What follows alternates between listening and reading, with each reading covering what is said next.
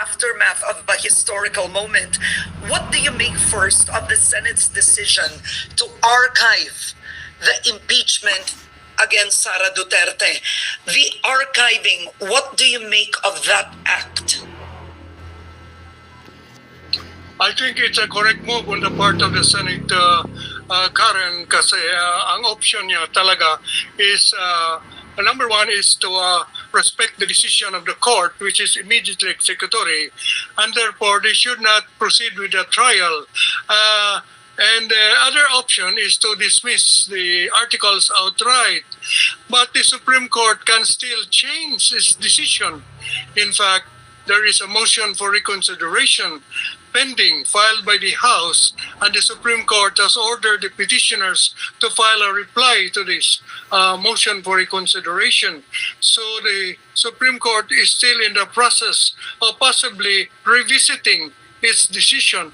And therefore, out of respect for that process, the Senate should not dismiss outright the articles of impeachment. And so what it did was to put it aside first. Itabi na muna ito without dismissing it and without proceeding to trial. So maganda yung ginawa ng Senado, Karen. Okay, but the word archiving, that would mean that if the Supreme Court decides differently, that it's not unconstitutional, that would mean that the Senate would pull it out once again and they'd have to reconvene or they have to start over as an impeachment court. What would it be?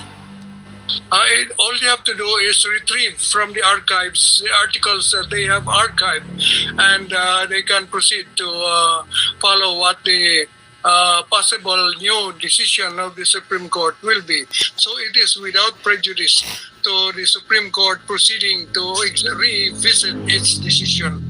And when and if the Senate will be able to revisit it, does that mean they'd have to reconvene again as an impeachment court?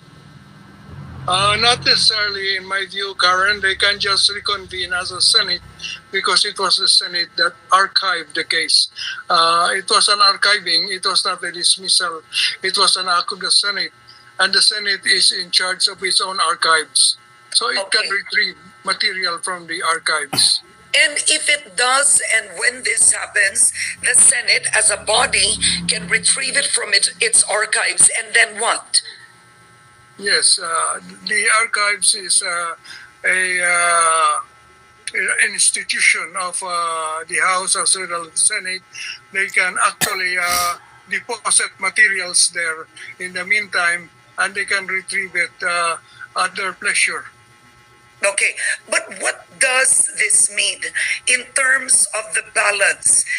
We're led to believe, of course, no, and we know it, the executive, the legislative, and the judicial are co-equal branches of government. Not one is higher than the other.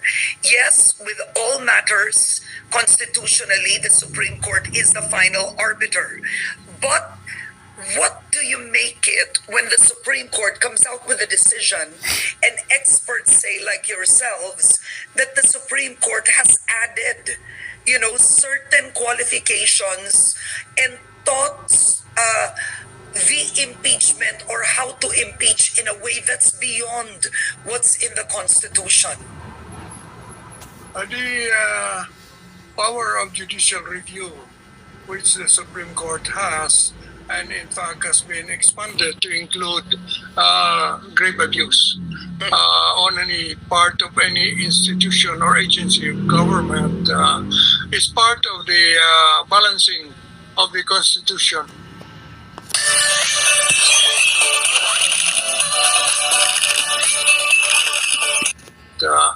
Is part of the balancing of the Constitution.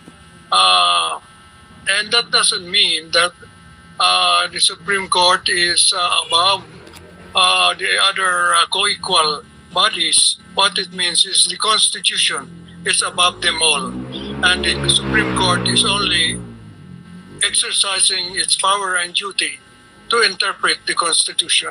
That is the basic framework of our democracy. But however, the citizens have every right to criticize the decision of the Supreme Court, especially when it can still be changed. We should voice out any perceived errors on the part of the Supreme Court. It's not perfect, and if the decision can still be changed, it is our duty to point out whatever we perceive as errors on the part of the decision. Okay. Now, do you believe there are infirmities in the decision of the Supreme Court? Did the Supreme Court overstep? And if it did, how? Be specific.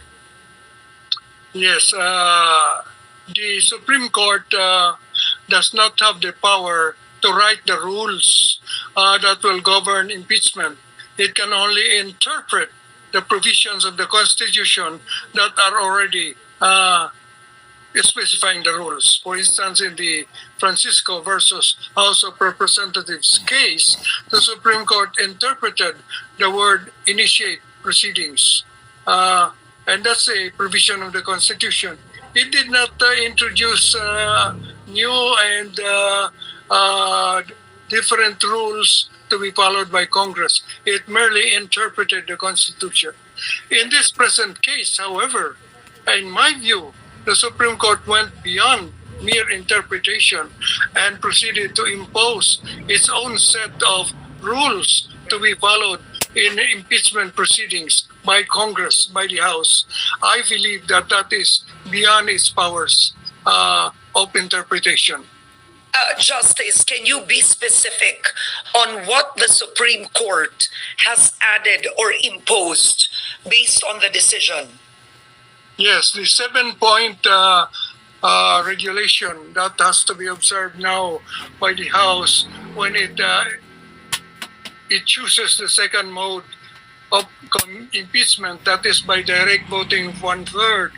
The decision of the Supreme Court requires the House in that case to follow a set of 7 rules, which includes notice and hearing and attaching the evidence and proof that each and every representative read the articles and also understood it, read the evidence and understood it. It's a comprehension test, which is an insult to the minds of the legislators actually.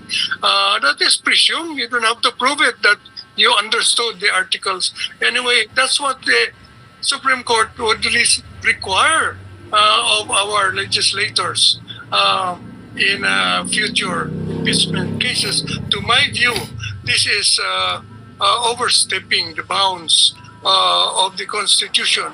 Moreover, this